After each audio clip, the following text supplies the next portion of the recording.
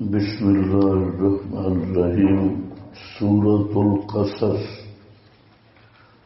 ترتیب سورت کے لحاظ سے یہ سورت مکی ہے اور سورۃ النمل کے بعد 49 نمبر پر نازل ہوئی اور ربط اسمی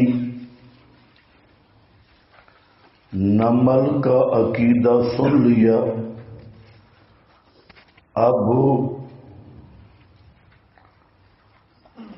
قصہ سے موسیٰ کو دیکھو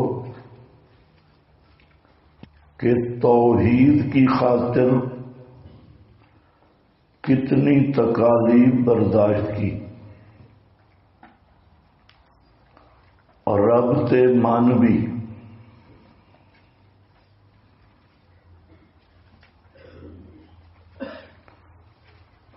سورۃ النمل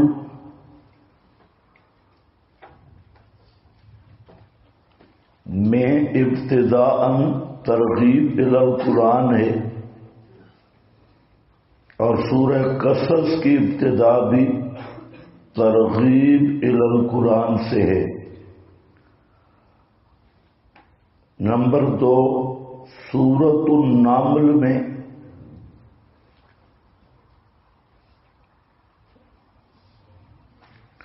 مذکور تھا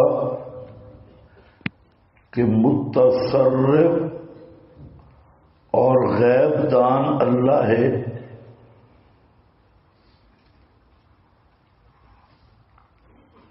اور سورہ قصص میں مذکور ہوگا کہ جب غیب دان اور مختار متصرف اللہ ہے تو پکار کے لائق بھی اللہ ہی ہے۔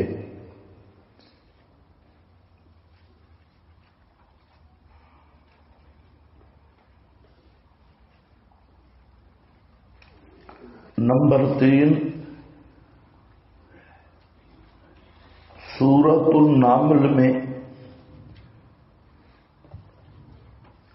مذکور ہوا کہ اہل توحید کی حفاظت اللہ کے ذمہ ہے اور سورۃ القصص میں حضرت موسیٰ اور بنی اسرائیل کی نجات اور حفاظت کا نمونہ مذکور ہے۔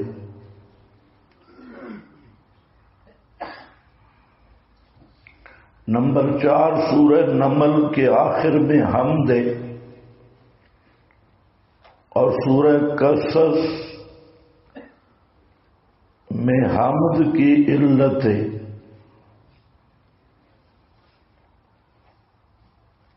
نمبر 5، سورہ نمل میں 18 وجوہ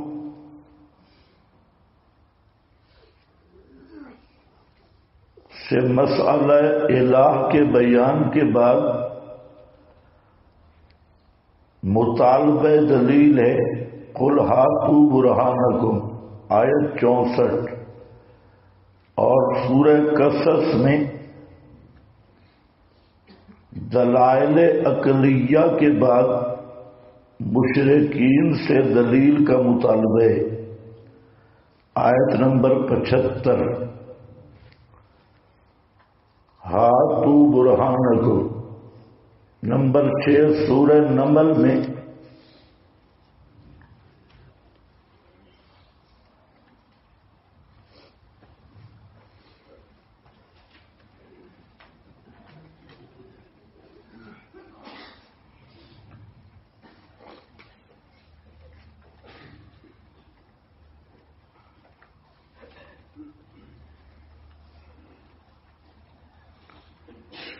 آخر میں وَلَا تَدْعُ مَعَ اللَّهِ إِلَٰهًا آخر، غیر اللہ کی پکار سے منع کیا اور سورہ قصص میں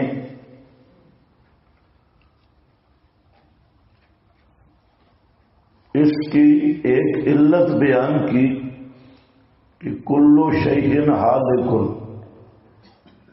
کہ پکار کے لائق اس لیے نہیں کہ وہ ہالک ہے، دعوے صورت تسلی للنبی والمومنین،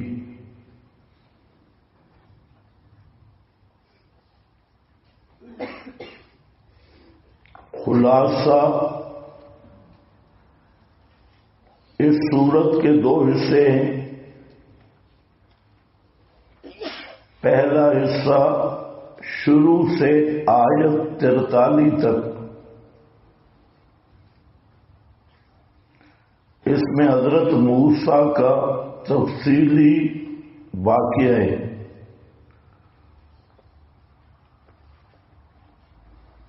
جس میں مقصود مسئلہ توحید کے لیے مصائب برداشت کرنا اور آخر میں کامیاب ہونا۔ نمبر 2، وما کنت بجانب الغربی، آیت 44 سے آخر سورت تک